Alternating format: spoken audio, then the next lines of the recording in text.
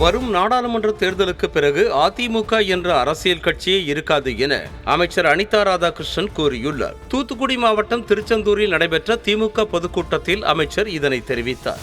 தூத்துக்குடி வர்றார் மோடி, பாரத பிரதமர், அவரை வாழ்த்தணும். எப்படினாலும் இந்தியாவுடைய பிரதமர், அதுல எந்த வித இது இல்லை. இன்னைக்கு நான் சொல்றேன், நான் ஒரு விளம்பரம் போட்டேன். விளம்பரம் அவன் போட்டேன்னா விளம்பரம் டிசைன் பண்றவன் அவன் போட்டான். அதை வச்சுக்கிட்டு உங்களுக்கு அரசியல் பண்றதுக்கு வக்கில்லாத பிஜேபி காரங்க அதை வச்சு அரசியல் பண்றீங்களா? பாரதத்தினுடைய பிரதமராக இருந்துக்கிட்டு அண்ணாமலை கேட்ட, நீங்க வா இந்த தேர்தலில் நில்லு, இங்க தூத்துக்குடியில நீ டெபாசிட் வாங்கினா நான் அரசியல் விட்டே போயிடுறேன்னு சொன்னேன். அவன் அந்த கோபம் அவனுக்கு இருக்கு. அந்த கோபத்தில் மெல்ல போய் சீண்டு விடுறான் பிரதமர்கிட்ட. அவருக்கு தெரியாதுல்ல ஒன்றும். அவர்கிட்ட சீண்டு விட்டு இவர் இப்படி ஒன்று பண்றாருன்னு சொல்லி, நீ என்ன சீண்டா என்ன?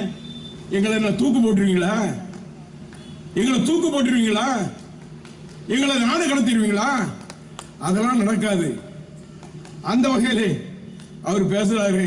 அங்க பாராளுமன்ற உறுப்பினர் அந்த வாசல இருக்கு, இந்த பக்கம் எங்களுடைய சாலை அமைச்சர் மரியாதைக்குரிய வேலு இருக்காரு. ஒரு அரசு விழாவில் ஒரு பிரதமர் பேசணும்னா அந்த நாட்டினுடைய நான் என்னென்னலாம் செய்தேன், என்னென்னலாம் செய்ய போறேன் அதை பேசுறதை விட்டுட்டு எங்களுடைய மாநில அரசாங்கத்தை இல்லாத பொல்லாதன்னு சொல்லி நீ சொல்றான்னு சொன்னா நீ ஒரு பிரதமரா? அதுக்கு உனக்கு தகுதி இருக்கா? நீ அரசு விழாவில் பேசு, நீ இல்ல உன்னுடைய கட்சி விழாவில் பேசு.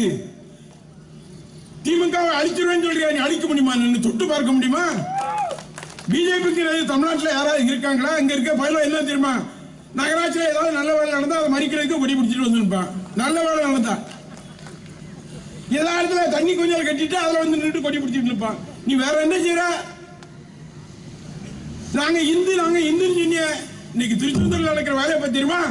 350 கோடி ரூபாய்க்கு இன்னைக்கு திருச்செந்தூர் அருள்மிகு சுப்பிரமணிய சுவாமிக்கு இன்னைக்கு சிறப்பு செய்கின்ற வகையிலே எங்க முதலமைச்சர் அவர்கள் இன்னைக்கு எங்களுடைய அந்த துறையின் அமைச்சராக இருக்கின்ற மரியாதைக்குரிய சேகர் பாபு அவர்களும் இன்னைக்கு அந்த பணியை செய்யறாருன்னா சேகர் பாபை தொட்டு பார்க்க முடியுதா? நீ இன்னைக்கு ஐயப்பன் கோயில், அடுத்து பழனி, டக்குனு திருவண்ணாமலை, அடுத்து திருச்செந்தூர். எங்க இருக்காருன்னு கண்டுபிடிக்க முடியல. ஒரே கோயில்.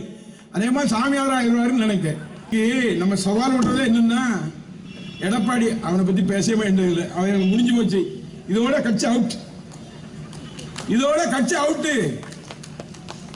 இந்த எலெக்ஷன் முடிஞ்ச பிறகு அடுத்த கட்சி இருக்குமாங்கிறது, அதிமுக இருக்குமாங்கிறது சந்தேகம். சில பேர் மேலே போட்டு அவன் இவன் பேசுறான். பேசிட்டு போ, என்ன வேணாலும் பேசுப்பாரு. என்ன பேசுவா? பேசு. அடுத்து இங்க தானே வந்து நிற்கணும் எங்க கிட்ட. அதனால எடப்பாடி முடிஞ்சு போச்சு. மற்றது பத்தி சொல்ல முடியல. டிடிவி இருக்காரு, ஓபிஎஸ்னா யாருன்னு உங்களுக்கு தெரியும். இவங்கெல்லாம் சேர்ந்து கூட்டணி போட்டுக்கிட்டு நம்ம ஏற்க வேண்டிய சபதம் என்னன்னு சொன்னா, இதுவரை நல்லா பணியாற்றிருப்பீங்க, ஒற்றுமையா பணியாற்றணும். பணியாற்றுறது மட்டும் இல்ல, 2 வேட்பாளரும், எடப்பாடி வேட்பாளரும் பிஜேபி வேட்பாளரும் டெபாசிட்டை காலி பண்ணக்கூடிய பணிகளை நீங்கள் செய்ய வேண்டும் என்ற சபதத்தை ஏற்று நீங்கள் செயல்பட வேண்டும் என்று கேட்டு நன்றியோடு. செய்திகளை உடனுக்குடனும் துல்லியமாகவும் தெரிந்து கொள்ள சப்ஸ்கிரைப் பண்ணுங்க.